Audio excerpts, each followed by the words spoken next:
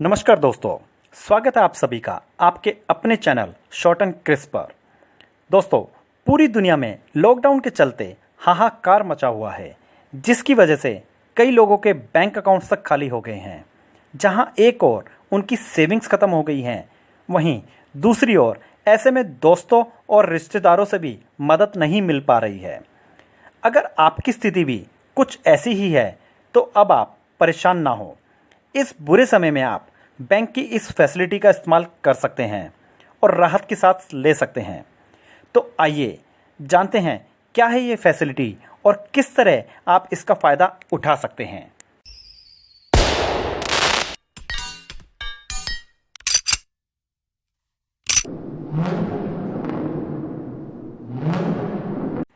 दोस्तों, आपको बता दें, जिस फैसिलिटी के बारे में मैं बताने जा रहा हूं उसे बैंक ओवरड्राफ्ट कहते हैं। दरअसल सरकारी और निजी बैंक ओवरड्राफ्ट की फैसिलिटी देते हैं। ज़्यादातर bank current account, salary account और फिक्स्ड डिपॉजिट पर यह सुविधा देते हैं। कुछ बैंक शेयर्स, बॉन्ड्स और बीमा पॉलिसी जैसे एसेट के अवेज में भी ओवरड्राफ्ट की सुविधा देते हैं। इस फैसिलिटी के तहत बैंक से आप अपनी ज़रूरत का पैसा ले सकते हैं और बाद में यह पैसा चुका सकते हैं। कुछ कस्टमर्स को बैंक या एनबीएफसीज शुरू से ही ओवरड्राफ्ट फैसिलिटी देते हैं, वहीं कुछ कस्टमर्स को इसके लिए अलग से मंजूरी लेनी होती है। इसके लिए लिखित में या इंटरनेट बैंकिंग के जरिए अप्लाई करना होता है। कुछ बैंक इस सुविधा के लिए प्रोसेसिंग फीस भी वसूलते हैं। इस पर बैंक का कहना है कि क्रेडिट कार्ड या दूसरे पर्सनल लोन के मामले में यह काफ़ी सस्ता है। इसमें आपको कम ब्याज देना पड़ता है। दूसरा फ़ायदा यह है कि ओवरड्राफ्ट में आप जितने समय के लिए पैसा लेते हैं उतने समय के लिए ही आपको ब्याज देना पड़ता है। इसका मतलब यह है कि अगर आपने दिसंबर महीने की 25 तारीख को पैसा लिया है और उसे 25 जनवरी को चुका दिया है तो आपको करीब 1 महीने का ही ब्याज देना पड़ेगा। ब्याज कितना होगा यह इस बात पर निर्भर करता है कि ओवरड्राफ्ट की फैसिलिटी किस एसेट पर आपको दी गई है। अगर आपने एफडी पर यह सुविधा ली है तो आपकी ब्याज दर एफडी पर मिलने वाली ब्याज से 1 से 2% ज़्यादा रहती है। वहीं शेयर सहित दूसरे एसेट के मामले में ब्याज दर थोड़ी ज़्यादा हो सकती है।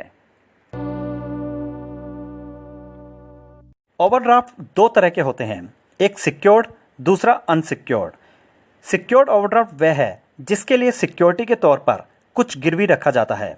आप एफडी, शेयर्स, घर, सैलरी, इंश्योरेंस पॉलिसी, बॉन्ड्स आदि जैसी चीज़ों पर ओवरड्राफ्ट हासिल कर सकते हैं। इसे आसान भाषा में एफडी या शेयर्स पर लोन लेना भी कहते हैं। ऐसा करने पर ये चीज़ें एक तरह से बैंक या एनबीएफसी के पास गिरवी रहती हैं। अगर आपके पास कुछ भी सिक्योरिटी के तौर पर देने के लिए नहीं है तो भी आप ओवरड्राफ्ट फैसिलिटी ले सकते हैं। इसे अनसिक्योर्ड ओवरड्राफ्ट कहते हैं।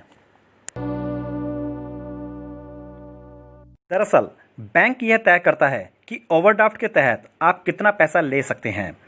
यह लिमिट इस बात पर निर्भर करती है कि इस फैसिलिटी के लिए आपने बैंक में क्या गिरवी रखा है।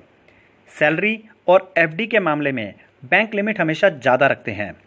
उदाहरण के लिए, अगर आपने बैंक में 2 लाख रुपए की एफडी की है तो ओवरड्राफ्ट के लिए बैंक आपको 1,60,000 यानी 80% ऑफ एफडी तय कर सकता है।